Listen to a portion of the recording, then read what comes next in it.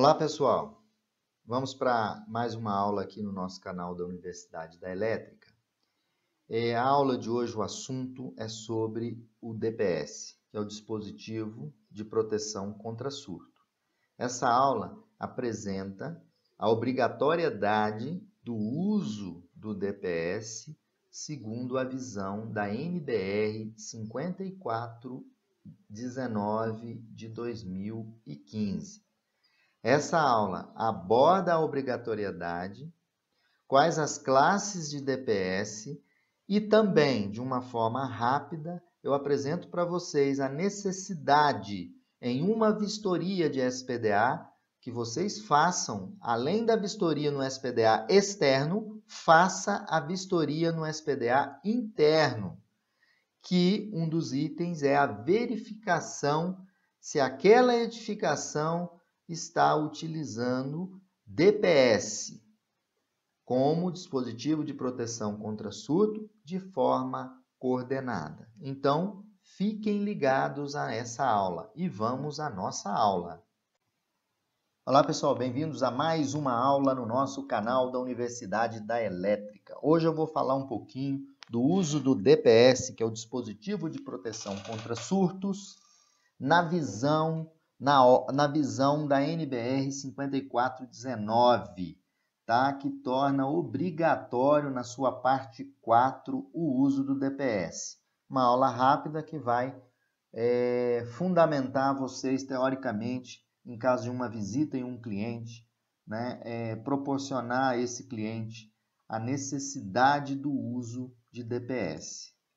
Primeiramente, segundo a 5419, na parte 4, um dispositivo de proteção contra surto é, na verdade, um dispositivo destinado a limitar, veja bem, ele é destinado a limitar as sobretensões e desviar as correntes de surto. A proteção contra surtos dos sistemas internos, né, que são os equipamentos eletrônicos, necessitam que os dispositivos de proteção contra surtos, que são os DPS, eles estejam coordenados para as linhas de energia e linhas de sinal, né? Então, o dispositivo de surto ele visa limitar as sobretensões ocasionadas, por exemplo, pelas descargas atmosféricas, né? E as descargas atmosféricas, nós temos as descargas diretas, né? Direta na edificação. Temos as descargas próximas à edificação, né? Nos serviços conectados à estrutura, por exemplo, descarga direta numa linha de sinal de energia, e também temos descargas próximas a linhas de sinais de energia, sinais de telecomunicações, entre outros. Então, essas descargas, elas vão conduzir impulsos elétricos oriundos das descargas atmosféricas, seja direta e induzida. Bom, a NBR 5419 de 2015, na parte 4, ela cria dentro da edificação a ser protegida, nós já sabemos que tem um SPDA externo. O SPDA externo, ele é composto pelo subsistema de captação, descida e aterramento. Mas a norma estabelece a necessidade de um SPDA interno, onde nós temos as zonas de proteção. Vocês podem estar observando a edificação. Nós temos internamente zona ZPR1, ZPR2 até zona ZPR3. A zona ZPR-A, 0A e ZPR-0A. Aqui eu coloco para vocês o seguinte: zonas externas à edificação é um local possível de ser atingido por uma descarga atmosférica. Então, não existe nenhuma blindagem contra as interferências causadas por pulsos eletromagnéticos produzidos pelas descargas. A descarga pode incidir aqui, né? O sistema externo, que é o SPDA, que é o para-raio, ele vai conduzir parte dessa descarga para o aterramento, mas ela vai retornar. A zona ZPR, essa zona, ela sofre influência de um SPDA externo que eu estou comentando, mas ainda ela não tem proteção ou blindagem, né? Blindagem, que é o uso do DPS classe 1 nessa zona interna, né? Onde os cabos de energia, por exemplo, adentram a edificação. Essa descarga direta a essa linha ou induzida nessa linha, nós temos que colocar os DPS classe 1, que é um DPS oriundo de uma descarga direta. Já o DPS classe 2 são relativamente para descargas atmosféricas mais baixas e induzidas e conduzidas, né? Já o DPS classe 3, eles podem aparecer em pequenos surtos, né? Em que zonas que a gente pode observar? Nas zonas ZPR2 e ZPR3, onde estão os equipamentos conectados diretamente. E as zonas ZPR3, né, a zona interna à edificação ou no interior de um armário metálico, né? Então, o que eu quero colocar aqui para vocês é que é obrigatório a coordenação de DPS, estabelecido pela 5419 de 2015. Então, ela cria todas as zonas de proteção e eu mostrei que o DPS faz parte de um SPDA interno, a proteção interna para os equipamentos eletroeletrônicos e para as pessoas, garantindo uma maior integridade da edificação. Bom, segundo ainda a NBR 5419/2015, né, esse desenho foi extraído da norma, ele mostra uma entrada de energia numa edificação, onde F1, né, é o quadro geral de baixa tensão, onde nós temos F1 sendo o dispositivo de proteção, né, de sobrecorrente. Não, disjuntor, por exemplo. Então, tem aqui o disjuntor, o fusível, né, dispositivo de proteção. Logo em seguida, vocês podem observar que, nesse exemplo, o esquema de aterramento é um esquema TNC. No esquema TNC de aterramento, o neutro não é necessário a instalação de DPS, conforme a 5419/2015. Então, aqui, logo no QGBT, quadro geral de baixa tensão, nós temos a instalação de DPS classe 1.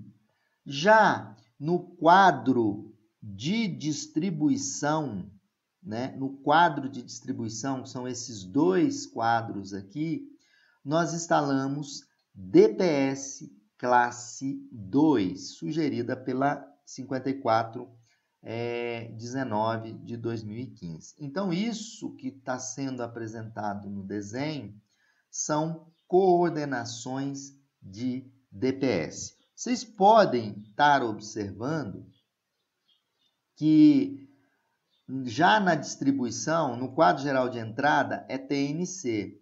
Quando ele vai para o quadro de distribuição, ele passa a ser TNS. Então, é necessário a instalação do dispositivo de proteção contra surtos no neutro. Lembrando que é sempre correto fazer a instalação do DPS colocando um disjuntor em série com cada módulo de DPS. Então, aqui dá uma visão da obrigatoriedade, da coordenação e da instalação de DPS. Bom, ainda na visão da 5419, não é possível que nós considerarmos corrente de pico de surtos dos DPS. Só a corrente. Mas nós temos que considerar, além da corrente, a duração. Os DPS classe 1 eles estão preparados para uma duração do impulso de 350 microsegundos. com correntes elevadas, né? Então, a duração, né, em torno de 10/350 microsegundos. Olha o nível da corrente, bem elevada. Já os DPS classe 2, a duração é 8/20 microsegundos, com correntes menores do que a classe 1. Classe 3, menor ainda, né? Então, aqui embaixo tem classe 1 para descarga direta à edificação, classe 2, descarga próxima à edificação, né? Então, a gente tem o pulso 1, que é o impacto direto do raio, forma de onda 10/350 micro, né? Então, ele tem um pulso aqui com duração de 10 micro e depois a corrente vai caindo, dando um outro pulso de duração 350 micro. Então, essa, além do nível da corrente, é a duração desse impulso de corrente deve ser levado em conta. Classe 1, classe 2. E também pode ser usado classe 3, só que os níveis de corrente são reduzidos. Aqui um resumo que eu fiz para vocês, que vem da 5419 de 2015, que visa a mostrar para vocês a importância e a obrigatoriedade do uso do DPS e também para que vocês possam, no cliente de vocês, na vistoria do SPDA, implementar a vistoria do SPDA interna, principalmente as equipotencializações indiretas, que elas são realizadas fazendo uso do DPS. Bom, aqui eu fiz, olha, a instalação possui um SPDA externo, que é um sistema de proteção contra descargas atmosféricas externo, que é as descidas, o subsistema de captação, subsistema de descida e aterramento. Se existir, você vai instalar um DPS classe 1 no QGBT, está aqui embaixo. Instala-se um DPS no quadro geral de baixa tensão. Depois, veja bem, existe quadro de distribuição cuja distância é superior a 10 metros do QGBT? Se existe, é obrigatório o uso de DPS classe 2 nesses quadros.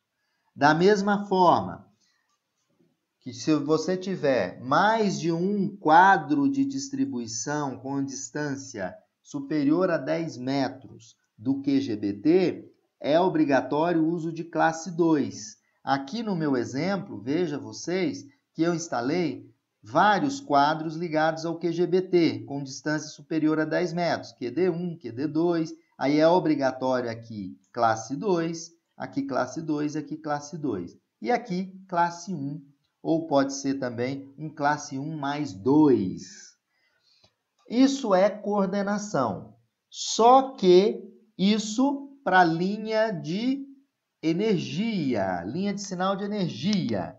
E tem também a necessidade da coordenação e instalação de DPS, vocês podem ver aqui, classe 3, em outras linhas de sinais, de antena, de câmeras, de dados, né? Aí, nesse contexto, é obrigatório a instalação, né, para melhor funcionamento da proteção interna, a instalação de DPS classe 3 nas linhas de dados, antenas, né, e câmeras.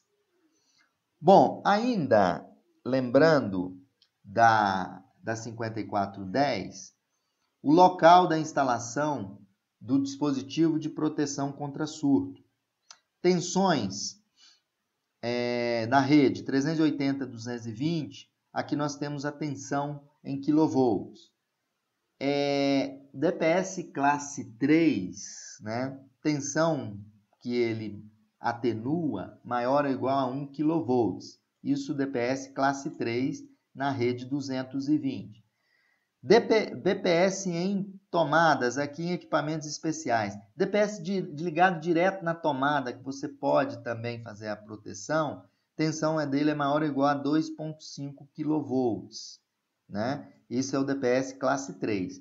Lembrando que o classe 3 ele é instalado para proteção individual de equipamentos, né? Esse é o DPS de tomada. Em quadro de distribuição, tensão 4 kV, né? E DPS classe 2. Já no quadro de entrada, maior ou igual a tensão 6 kV, classe 1. Então, esse quadro dá a visão para vocês que nós temos a necessidade de instalação de DPS em equipamentos especiais, incluindo os DPS classe 3.